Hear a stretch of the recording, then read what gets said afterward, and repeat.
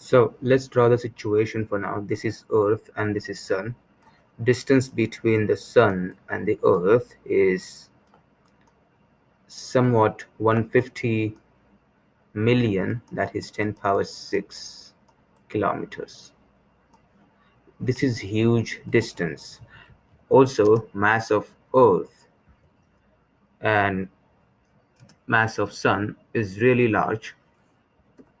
So mass of Earth is approximately 10 power 24 kilograms, 6 times something, and mass of Sun is 10 power 30 kilograms, 2 times.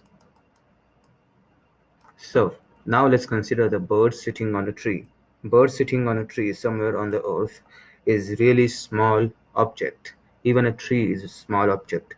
So when in the question it mentions that bird is moving at 30 kilometers per second with respect to the sun, it actually means that earth is moving at this speed around the sun. So this is the speed of earth around the sun.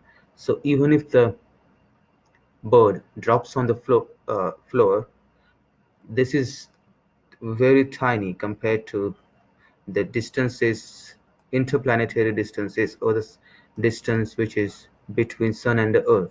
So even if it falls down on the ground below, it still moves at 30 kilometers per second. It will not be zero because earth still keeps moving.